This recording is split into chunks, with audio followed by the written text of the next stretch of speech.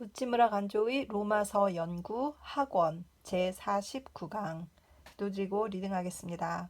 주님 은혜를 감사드립니다. 하나님께서 좋은 책을 읽게 해주셨습니다. 귀하신 우찌무라 간조 선생님이 바울의 귀하신 작품 서신 로마서를 연구해서 또 우리가 이해하기 쉽도록 잘 풀어서 이렇게 책으로 남겨주신 것을 읽게 해주셨습니다. 많은 참고서들이 있지만 특별히 우찌무라의 사상을 잘 배우고자 하는 형제 자매들에게 조금이라도 도움이 되었으면 좋겠습니다. 내용을 잘 이해하고 우찌무라의 사상과 또 바울의 사상을 이어서 우리가 잘 배우고 영적으로 깊어질 수 있는 기회가 될 수 있도록 인도하여 주시옵소서. 감사드리며 고마우신 우리 주 그리스도 예수님 이름 받들어 기도드립니다. 아멘. 49강은 제목은 기독교 도덕의 둘째라고 해서 사랑 1번이고 말씀은 12장 9절에서 10절입니다. 성경 말씀 먼저 읽고 리딩하도록 하겠습니다. 로마서 12장 9절 사랑에는 거짓이 없나니 악을 미워하고 선에 속하라. 10. 형제를 사랑하여 서로 우애하고 존경하기를 서로 먼저 하며. 이 말씀입니다. 아멘. 지난번 강의에서 말한 대로 기독교 도덕의 첫째는 겸손이다. 겸손은 누구에게나 필요하지만 특히 무언가를 가지고 있는 자에게는 더욱 필요하다. 학식이 있는 자, 지능이 있는 자, 재산이 있는 자, 지위가 있는 자들은 특히 겸손의 덕이 있어야 한다. 그러므로 바울은 교회 가운데 유력한 이들을 향하여 이 점을 강조하였다. 그리고 겸손 다음으로 바울은 사랑을 말한다. 사랑의 특징은 그것이 누구에게나 필요한 데 있다. 유력한 자, 무력한 자 할 것 없이 이 덕은 어떤 크리스천이라도 늘 행해야 하는 것이다. 먼저 9절과 10절을 유의할 필요가 있다. 이것은 우리말 성서로 보면 다음과 같다. 사랑에는 거짓이 없다. 악을 미워하고 선을 가까이 하고 형제의 사랑으로 서로 사랑하며 예의로서 서로 양보하라. 문장이 간결하다. 바울은 로마서를 논문으로 쓰지 않고 서신으로 썼다. 그래서 자연히 간결해졌다.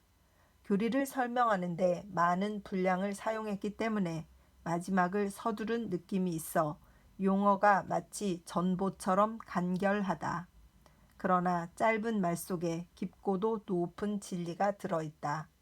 낱말 하나하나를 연구해보면 많은 진리를 배울 수 있다. 사랑에는 거짓이 없어야 한다는 구절은 영역 성서에서는 5단어로 되어 있지만 히랍 원문에는 불과 2단어로 되어 있다. 곧 사랑이라는 말과 거짓이 없다는 말로 되어 있다. 따라서 사랑엔 거짓이 없다. 괄호 열고 거짓이 없는 것이다. 괄호 닫고 고도 해석할 수 있다. 그러나 사랑에는 거짓이 없어야 한다는 훈계로 해석하는 것이 옳을 것이다. 거짓이 없어야 한다는 원어는 위선이 없어야 한다는 뜻이다. 위선, 영어의 hypocrisy는 가면을 의미한다.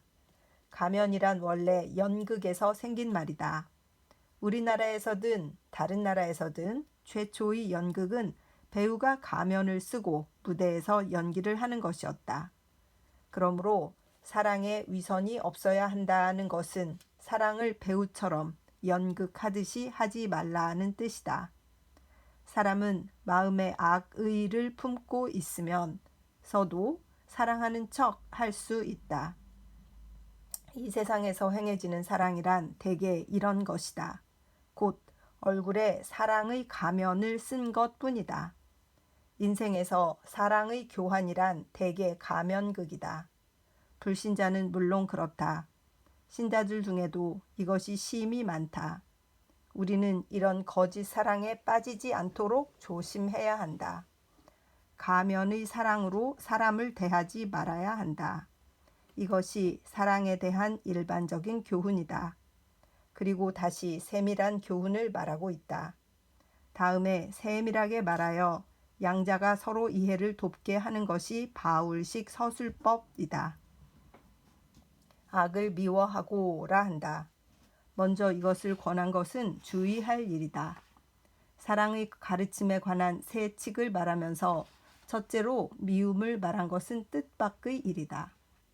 사람들은 보통 사랑이라면 순수한 사랑이고 거기에 미움은 눈꼽만큼도 끼지 않을 것이라고 생각한다. 그러나 참 사랑에는 악에 대한 미움이 포함된다. 가면적인 사랑 또는 천박한 사랑은 악을 미워할 줄 모른다. 그러나 깊고도 참된 사랑은 그렇게 할 수가 없다. 악을 강하게 미워하는 사람이라야 선을 강하게 사랑할 수 있다. 이런 사랑은 사복음서에 명시되어 있다. 예수의 충실한 제자는 모두 그랬다. 단테, 밀턴 등 고귀한 정신으로 불타던 사람들의 시와 글을 보라. 얼마나 악에 대한 격렬한 증오가 나타나 있는가. 그들은 악과 거짓에 대하여 분격을 금할 수 없었다. 그랬기에 하나님께 대하여 진리에 대하여 뜨거운 사랑을 품고 또 사람에 대해서도 깊은 사랑을 품었던 것이다. 이것이 우리가 배워야 할 일이다. 강한 미움을 품지 않고서는 강한 사랑을 품을 수가 없다. 존슨 박사가 미워할 줄 모르는 자를 그 클럽 회원으로 가입시키지 않았다고 한 것은 이 사실을 알고 있었기 때문이다. 그러므로 강하게 악을 미워하라. 그렇지 않고는 참 사랑이 무엇인지를 모른다. 악을 미워하는 것은 사랑의 소극적인 면이다. 다음에는 적극적인 면이 쓰여 있다. 선을 가까이 하고. 이것은 우리 성서와 같이 악을 미워하고 선을 가까이 하고 라고 번역하면 말에 힘이 빠져버린다. 미워하고의 원어 아포스투게오는 혐오감을 느껴 움츠리고 물러선다 라는 뜻이다. 또 가까이 하고의 원어 콜라오는 착 달라붙는다는 뜻이다. 둘 다 강한 감정이 들어있는 말이다. 악을 보고는 뱀을 만난 것 같이 혐오감을 느끼고 몸을 움츠리며 물러서고 선을 보고는 악교로 붙이는 것 같이 찰싹 달라붙으라 하는 것이다. 사랑은 이 요소를 갖추지 않으면 안 된다. 남을 사랑한다면서도 그 사람이 행하는 선이나 악을 다 사랑해서는 안 된다. 그것은 참 사랑이 아니다. 참 사랑은 그 사람의 악을 강하게 미워하는 동시에 선을 강하게 사랑하는 것이다. 따라서 악행에 대해서는 따끔하게 충고를 하고 선행에 대해서는 충분히 협조를 해야 한다. 참으로 바울식의 권면이다. 그 자신이 이런 사람이었던 것은 그의 생애 속의 행동, 그가 쓴 글, 특히 갈라디아서나 고린도 후서에 밝히 나타나 있다. 이것은 단지 기질의 문제가 아니다. 하나님의 영에 점령된 사람은 누구나 이렇게 되지 않을 수 없다. 선에 대해서나 악에 대해서나 태어난 것은 불신자에게 흔히 있는 일이다. 특히 일본 사람에게 이 경향이 심한 것은 통탄할 일이다. 자신의 이익에 관한 일이라면 열심을 나타내고 침식을 잊으며 날뛴다. 그러나 정의에 대해서는 조금도 열렬한 찬사를 보내지 않는 동시에 불의에 대해서도 아무런 반대를 나타내지 않는다. 선을 향해서나 악을 향해서나 항상 냉담하며 마치 다른 세상의 일을 대하는 듯한 태도다. 사회 전체에 넘치는 불성실과 권태, 정의관념의 결핍, 인생에 대한 엄숙한 태도가 없는 것, 진정한 우위가 없는 것 등 모두가 다 이러한 심리 상태의 산물이다. 이런 우리 국민의 폐단은 기독교 신자들 가운데도 종종 남아있다. 그러므로 우리는 바울의 이 훈계에 깊이 유의해야 한다. 그리고 크게 반성하는 바가 있어야 한다. 사랑쯤은 다 아는 일로 생각하는 사람이 많다. 그러나 바울의 이 훈계에 접하여 사랑의 진정한 성격을 배울 때 그것이 얼마나 사람이 생각하는 것 이상인지를 알 수 있다. 스스로 다 알았다고 생각하는 자는 진짜 알아야 할 것을 아직 모르고 있는 사람이다. 기독교적 사랑이 어떤 것인지를 배우라. 그리고 그런 사랑을 실천할 수 있도록 기도하라. 사랑에는 거짓이 있어서도 안 된다. 그리고 사랑의 요소로서 있어야 할 것은 악을 강하게 미워하고 선을 강하게 사랑하는 일이다. 그 다음에 필요한 것은 무엇인가? 그것은 형제의 사랑으로 서로 사랑하며 예의로서 서로 양보하는 일이다. 형제의 사랑이라는 원어는 필라델피아라는 원어로 육친의 형제의 사랑이라는 뜻이다. 서로 사랑하며의 원어 필로스터 게르고이, 그래서 필로스테르고이는 가족에 대한 애정을 의미하는 말이다. 형제, 육친, 고륙 간의 사랑과 같은 사랑으로 깊고 강한 애착심으로 정을 기울여 서로 사랑하라는 뜻이다. 기독교 신자의 사랑은 이래야 한다. 진정한 크리스천은 서로 이런 사랑을 품는다. 이 사랑이 오가는 곳이 에클레시아이다. 초대교회가 이랬다. 복음이 빨리 세계에 퍼진 이유 중에 하나는 초대 신자들 사이에 두터웠던 이 사랑 때문이다. 일본에서도 메이지 초기 시대에 한창 복음이 왕성했던 때는 신자 간의 사랑이 참으로 아름다워서 이러한 깨끗한 사랑이 오가는 곳에 나도 가입하고 싶다는 마음에서 교회에 들어온 사람이 많았다. 40년 전에는 우리 일본에도 이런 아름다운 신자 간의 사랑이 있었다. 그런데 요즘 어떤가? 어디에 이런 사랑이 있는가? 형제 자매란 입에 오르는 말일 뿐 그 열매를 어디서 보는가? 신자 사이에 있는 것은 질투, 증오, 악감, 욕, 험담 같은 것이다. 타락한 교회의 모습을 보라. 참으로 통탄할 일이 아닌가. 주 안에 함께 있는 사람은 마땅히 이 사랑으로 맺어져야 하는데 사실은 그렇지 못하다. 이는 그 신앙에 결함이 있는 증거다. 우리는 올바로 믿어 중심에서 형제 자매에 대하여 깊은 애정을 가지며 이 사랑으로 서로 뜨겁게 사랑해야 한다. 그리하여 에클레시아를 건설해 나가야 한다. 찬송가 525장은 J. 포세트 목사가 지은 것인데 이런 형제 자매의 사랑을 노래한 것으로 유명하다. 그가 이 찬송을 짓게 된 유래를 들으면 더욱 아름다운 노래임을 느낄 것이다. 그는 영국 침례교회 목사로서 학식이 깊고 인격이 고결한 전도자였다. 오랫동안 시골 작은 교회를 목회하면서 아무런 명예를 구하지 않고 가난한 생활에 만족해하며 욕심 없이 깨끗한 생애를 보냈다. 그러나 그의 학식과 신앙은 그로 하여금 수도의 큰 교회의 목자가 되게 하기에 충분하였다. 한 번은 런던의 큰 교회에서 그를 초빙했다. 그 자신도 중앙에서 주를 위하여 마음껏 일하고 싶었다. 시골에 있는 그 교회를 위해서는 봉사한 지 여러 해가 되어 자기가 할 일은 거의 다 했으므로 마침내 그 초빙에 응하기로 하였다. 이윽고 작별할 때가 왔다. 마지막 주일에 교회에서 행한 최후의 설교는 온 교인들로 하여금 눈물을 짜내게 하였다. 이리하여 마침내 이별의 날이 왔다. 동네 사람들은 모두 목사 내외를 마을 어귀까지 배웅했다. 그리고 이별의 순간이 왔다. 그런데 남녀노소로 이루어진 교인들은 이상적인 목사와 이별하는 슬픔을 견딜 수가 없었다. 목사를 보내고 난 후에 쓸쓸함을 생각하고 가슴에 큰 아픔을 느꼈다. 그래서 마침내 교인들은 약속이나 한 듯이 울음을 터뜨렸다. 이 눈물을 보고 목사 부부도 울었다. 그리고 아내가 남편에게 물었다.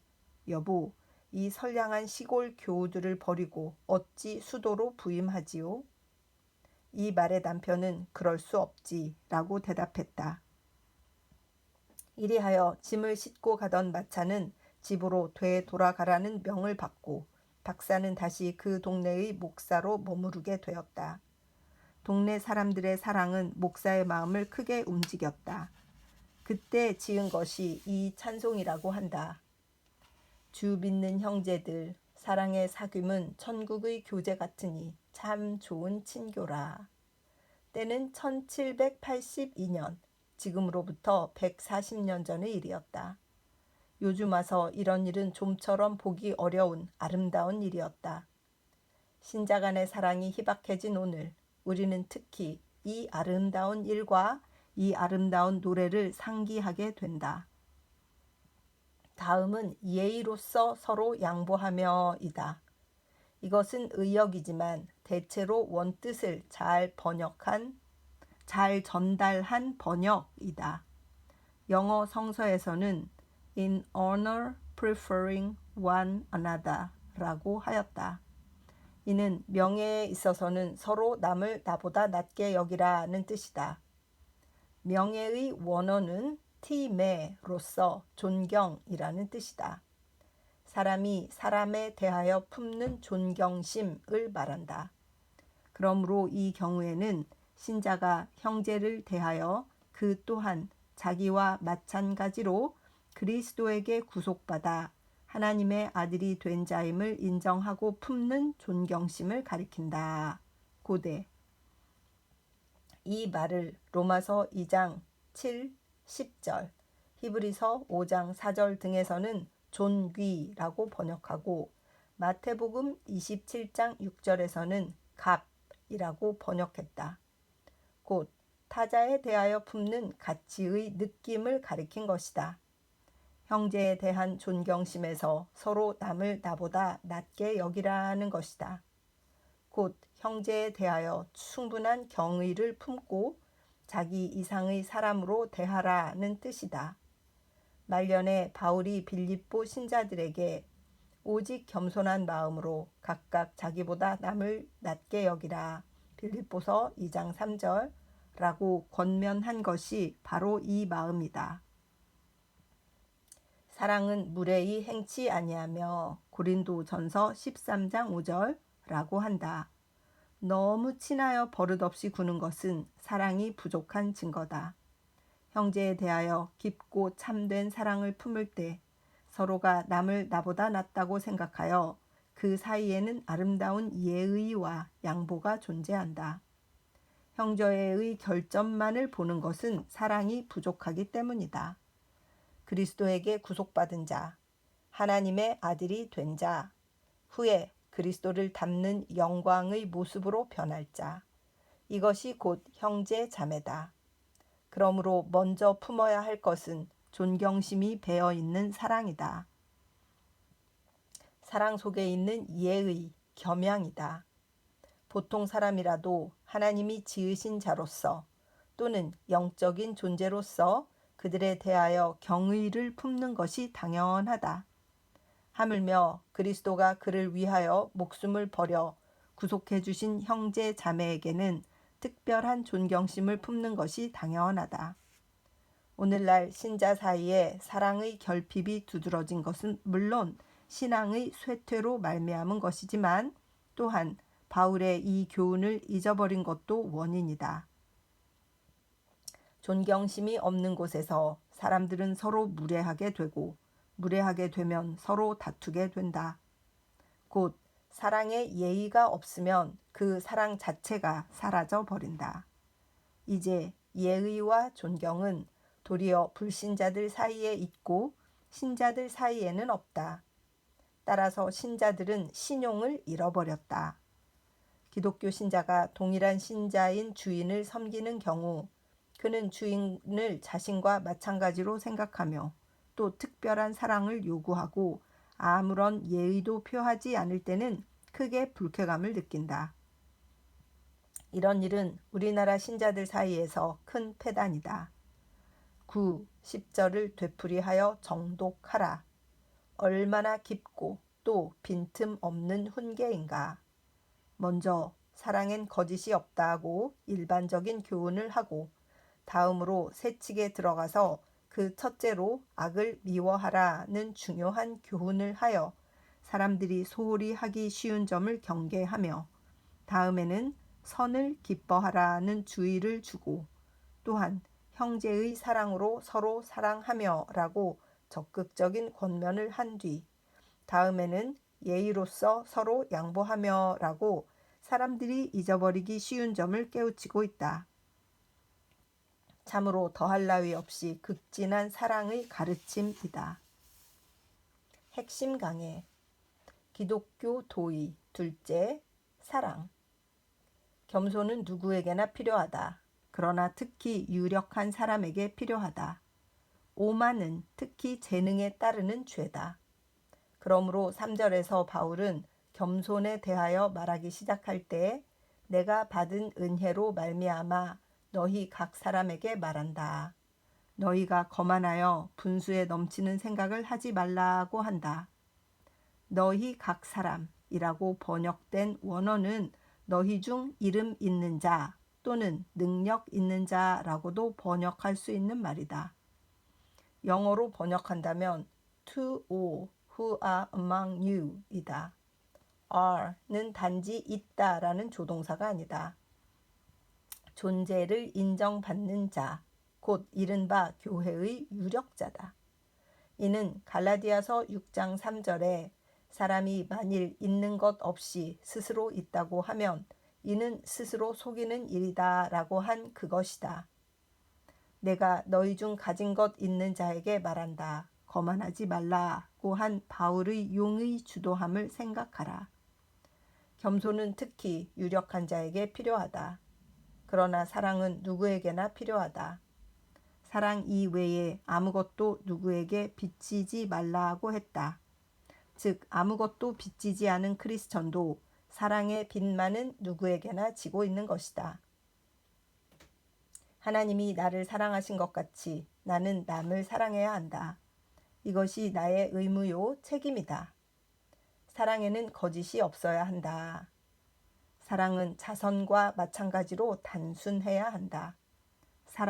사랑하지만 사랑에도 불순한 사랑이 있다.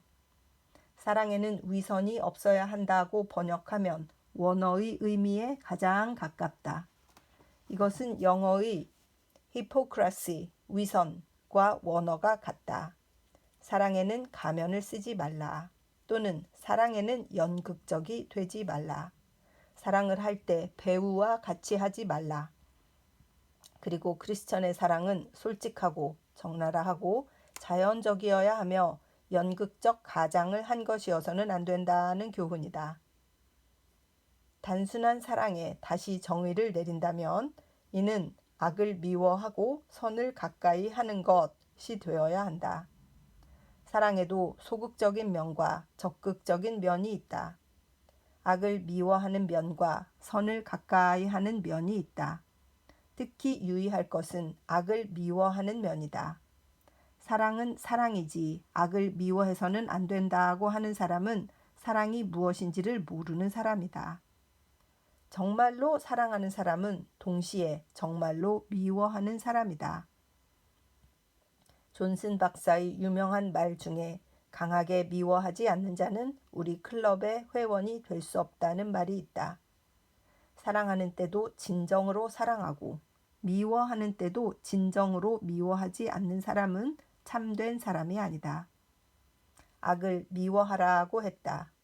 그리스도도 바울도 요한도 단테도 루터도 밀턴도 모두가 이런 종류의 사람이었다. 곧 정과 사랑이 넘치는 사람들이었다. 참 사랑이 무엇인지는 사랑의 사도라 일컬어지는 사도 요한에게서 볼 수 있다. 그는 강하게 사랑하고 강하게 미워한 사람이었다. 요한 복음과 계시록을 읽고 참 사랑과 동시에 참 미움을 배우지 못한 사람은 바로 이를 바로 읽은 사람이 아니다. 악을 미워하고 선을 가까이 하고 이것만으로도 참 사랑을 잘 나타냈다. 그러나 바울의 말은 그런 약한 것이 아니었다. 이것을 직역하면 악을 보면 움츠러들고 선이라면 이에 찰싹 달라붙는다가 된다. 바울은 강한 사람이다. 그러므로 이런 경우에는 강한 말을 쓴다. 두려움으로 움츠러든다. 악교풀로 붙이는 것 같이 찰싹 달라붙는다. 크리스천은 선악에 대하여 이토록 민감해야 한다. 악을 보고도 태연하며 선을 보고도 시큰둥하면 그는 아직 참으로 하나님의 사랑을 깨닫지 못했다는 증거다. 세상에는 스스로 무저항주의자라고 일컬어 악을 보고도 노하지 않으며 그것과 싸워 그것을 제거하려고 노력하지 않는 자가 있다. 크리스천은 폭력으로는 싸우지 않지만 영력으로는 용감히 싸운다. 그는 악을 악이라고 부르기를 주저하지 않는다. 친구가 싸우는 것을 보고 거기에 끼어들면 자기가 손해가 될까봐 악에도 거스르지 않고 선에도 가담하지 않고 자기는 제3자의 위치에 서서 오직 양쪽의 인심을 잃지 않으려고 노력한다. 이것은 사랑이 아니다. 자기 중심의 죄다. 정직은 가장 좋은 정략이라고 하는 것과 마찬가지로 사랑의 이름으로 하는 자기 이익의 옹호다. 참 사랑은 악을 미워하여 이를 물리치고 선은 가까이 하여 이에 가담한다. 미움이 없는 사랑은 어둠이 없는 빛과 같이 있는 것처럼 보이지만 사실은 없는 것이다. 사랑은 단순해야 한다. 사랑에 안팎이 있어서는 안 된다. 사랑이 겉으로 나타날 때 악은 진실로서 미워하고 선은 마음으로부터 가까이 한다. 그리고 그 속에서 일할 때 형제의 사랑으로 서로 사랑하며 예의로서 서로 양보해야 한다. 원어 필로스 테르고이에는 너희가 육친의 정으로 서로 사랑하라는 뜻이 있다. 그리스도의 피로 구속받은 자는 고륙과 같은 사랑으로 서로 사랑한다. 올바른 신앙이 있는 곳에는 반드시 사랑이 있다. 이는 우리의 믿음, 소망이 주 안에 하나라고 한 찬송가 525장의 뜻이다. 형제가 연합하여 동거함이 어찌 그리 선하고 아름다운고라고 한 시편 133편의 정이다. 우리는 진정한 형제 자매의 정을 크리스천 사이에서 보아야 한다. 그러나 사실은 어떤가? 고륙과 같은 사랑과 함께 예의가 필요하다. 예의 또는 존경심이다. 예의로서 서로 양보하며 라고 한 것과 같이 사랑은 예의로서 유지된다. 너무 친해지다간 멸시하려 든다라는 말이 있다. 예의가 없는 곳에 사랑은 사라져버린다. 예의는 허례가 아니라 존경이다. 신자들 사이에서는 각 사람 속에 계시는 성령에 대한 존경이다. 이 존경이 있어야만 진정한 사랑이 생긴다. 자기가 구원받은 체험에 비추어 보아 신자는 서로를 존경하며 사랑하게 된다. 예의로서 서로 양보하며 각각 겸손한 마음으로 서로 남을 자기보다 낮게 여기라. 예의로서 나타나지 않는 사랑은 하나님에게서 나온 사랑이 아니다. 부지런하여 게으르지 말고 열심을 품고 주를 섬기라. 사랑은 언제까지나 애정으로 머물러 있지는 않는다. 반드시 행위로서 나타난다. 봉사를 하고 싶어진다. 봉사하지 않는 것을 부끄럽게 여긴다. 단지 의무감에 사로잡혀 부지런한 것이 아니다. 열심을 품고 일하게 된다. 사람에게 봉사하려고 해서가 아니라 주 그리스도를 섬기기 때문이다. 신자 상호간에 행해지는 사랑의 행위에는 근면과 열심과 은혜에 대한 보답, 이 특징이 반드시 나타난다. 이것을 잃었거든 다시 되찾아야 한다. 너희가 주의 은혜의 깊음을 맛보아 알라. 그러므로 오늘 다시 이를 실현할 수 있다. 아멘. 그래서 오늘 49장 말씀 49강 그래서 사랑에 대해서 존경에 대해서 또 악을 미워하는 것 사랑하는 만큼 또 미워하는 것 이런 것들에 대한 깊이 있는 원어와 또 그 내용의 자세한 설명을 잘 읽을 수 있었습니다.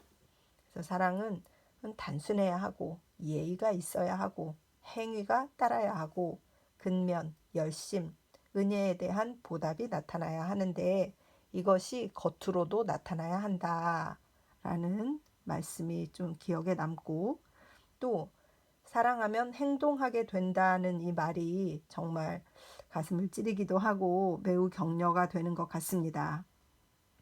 그리고 너무 친해지다간 멸시하려 든다. 인간의 본성인 것 같아요.